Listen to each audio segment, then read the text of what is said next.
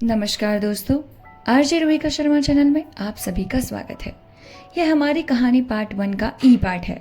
मेरे ख्याल से आप लोगों को बड़ी बड़ी कहानियों के पार्ट्स अच्छे नहीं लग रहे, इसीलिए अब मैं उन्हें छोटे छोटे पार्ट्स में डिवाइड कर दूंगी। क्योंकि आप लोग ना तो मेरी वीडियो को लाइक करते हैं, ना शेयर करते हैं, और सब्सक्राइब तो भूल ही जाइए।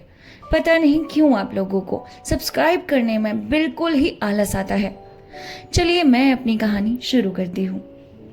मैं उस सपने से बहुत परेशान रहता था और रात को कई कई बार जागकर यह निश्चय करता था कि मैं इंजन में नहीं, अपनी कोठरी में हूँ, जो कि जहाँ की तहाँ खड़ी है और पटरी पर या बिना पटरी के किसी भी तरह अपनी जगह से चलती ही नहीं।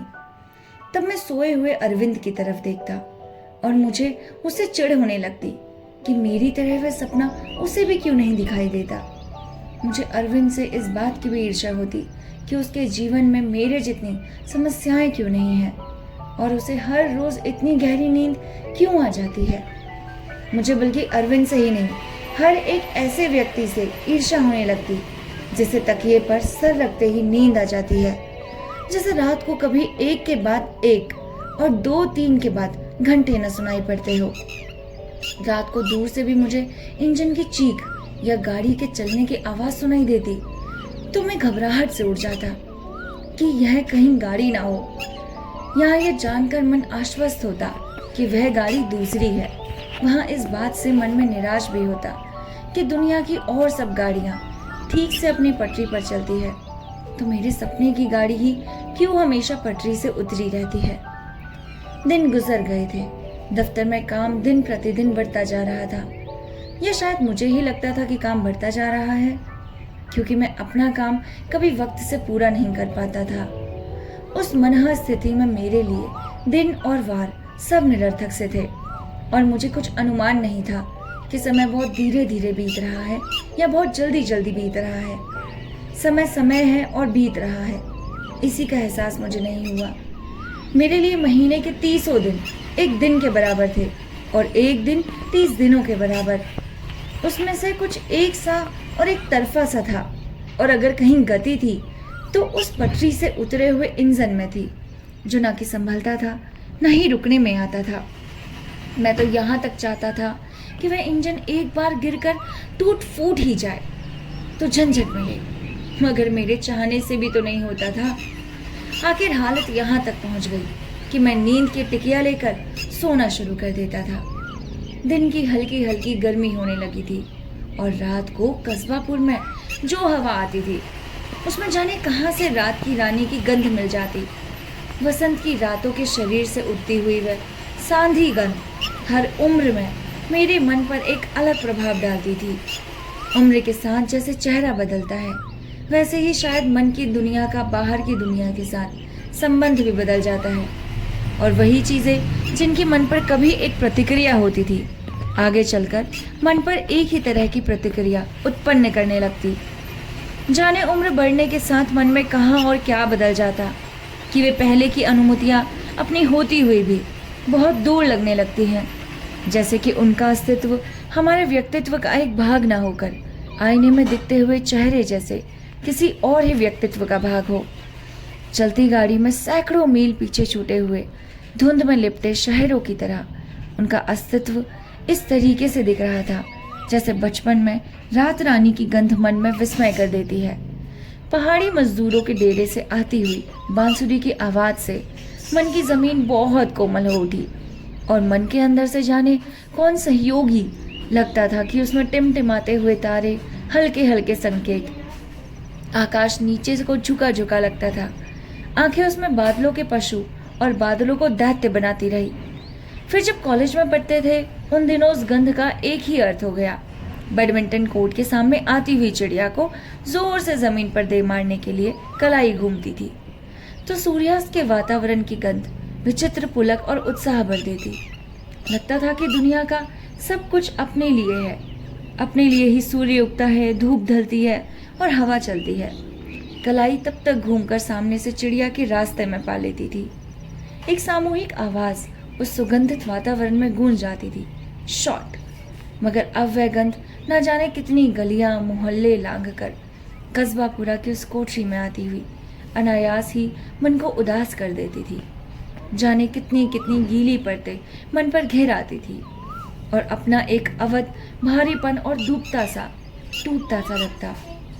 अरविंद कहता था कि यह फ्लू की वजह से है, इसलिए इन दिनों एहतियात में रहना चाहिए। उस दिन भी इतवार था। मैं हर इतवार की तरह 9 बजे उठकर तब तक नहाया नहीं था। बाहर गली में सब्जी बेचने वालों में हो हल्ला हो रखा था। उनके साथ उनके ग्राहकों में क्या क्या चल रही थी। ड्योंढी से आता हुआ धुआं कोठरी में भर रहा था।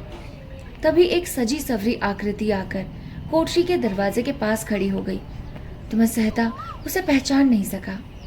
मैंने सोचा कि वह ठकुराइन के रामायण की ही उर्मिला या मांडवी होगी, मगर जब उसने मेरा नाम लेकर पूछा तो मैं एकदम चौंक गया। नीलिमा मुझे पूछती हुई वहां आई थी। इसकी मैं कल्पना भी नहीं कर सकता। मुझे शर्म भी आई, क्योंकि मैं जो बनियान पहने था वह 3 जगह से फटी थी और लगातार 3-4 दिन पहने नहीं कर दिया, जैसे कि मैं करने की सोच रहा था। मुझे मन में अफसोस हुआ कि मैंने अपना नहाने का इरादा दूसरे दिन को मुफ्ती क्यों किया। उसे कम से कम मैं अपनी कमीज तो पहनने होता, जिससे वह बनियान छिपी रहती। देखिए, मधुसूदन यहीं पर रहते हैं।